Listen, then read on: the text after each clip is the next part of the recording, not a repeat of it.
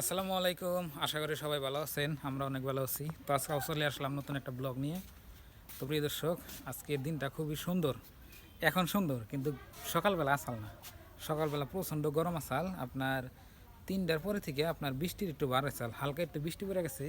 এখন দিনটা অনেক সুন্দর হয়েছে, দেখেন এই যে এইমাত্র অল্প বৃষ্টি পড়ে গেলো। আর আপনাকে একটা অদ্ভুত জিনিস দেখায়, আমার গাছের বাগান দেখেন। তা আপনারা অনেক ভাই বলতে পারেন, ভাই খালি আপনি বাগান গাছ দেখেন আর তো কোনো গাছ দেখেন না। দেখেন এই গাছে কয়টা বাগান আছে।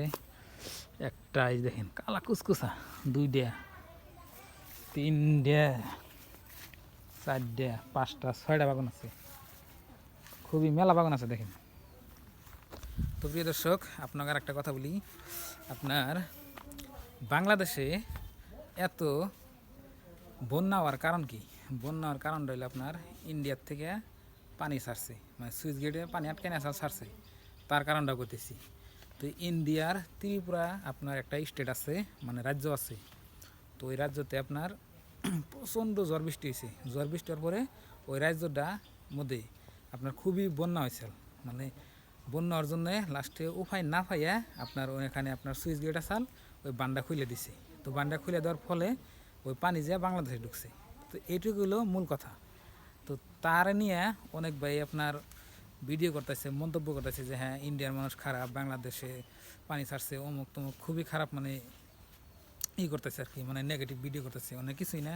ধরুন যে আমার বাড়িতে পানি উঠছে, যদি আমার এনকার যদি পুরেল মরে যায়, তাহলে কী করব? আমি নিশ্চয়ই পানিগুলো ছেড়ে দেবো।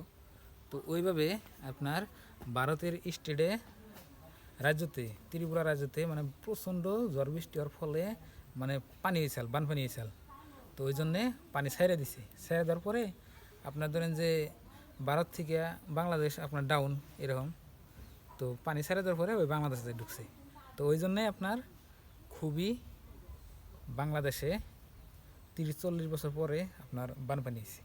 তো এটা হলো মূল কথা, আর কোনো কথাই নেই।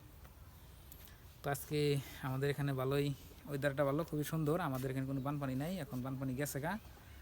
তো বন্ধুরা, খুবই ভালো লাগতেছে আজকে। আর আপনাকে মূল বিষয়টা কয়ে দিলাম।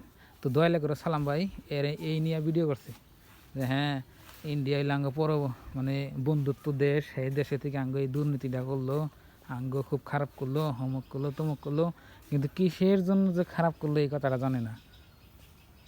আমার দেশে আঙ্গ দেশে হইলে আপনার বানপানি হইয়া মানুষ মরতাইছে, তাহলে পানি ছাড়বো না, অনেক কী করবো? তাছাড়া তো উপায় নাই। হ্যাঁ, উপায় না পাইয়া পানি ছাড়ছে। এত 20-30 বছর তার এত তো পানি ছাড়া নাই। সেই জন্যই তো আপনার এই যে বাংলাদেশের মানুষে বলতেছে যে হয়তো এই 40-50 বছর বয়স হলে এত আমার কোনো দিন বানপানি দেখিনি। তো ওইটাই মূল কারণ। 30-40 বছর পরে আপনার সুইচ গেটটা খুলছে, মানে পানিটা বেশি হয়েছিল থেকে ছাড়ছে অল্প। তো এটাই হলো মূল কারণ। তো এই যে দেখেন ক্ষেতগুনা ভালো হয়েছে। তো আজকের ভিডিওটা বেশি লম্বা করবো না। আজকের এই ভিডিওটা এই পর্যন্তই। আপনারা ভালো থাকবেন, সুস্থ থাকবেন, আর আমাদের জন্য দোয়া করবেন। আর বাংলাদেশের সকল ভাইদের জন্য দোয়া রইল, আপনাদের দেশ জানি যাতে সুস্থ হয়, আর আমাদের ইন্ডিয়াও যাতে আরও উন্নত হয়।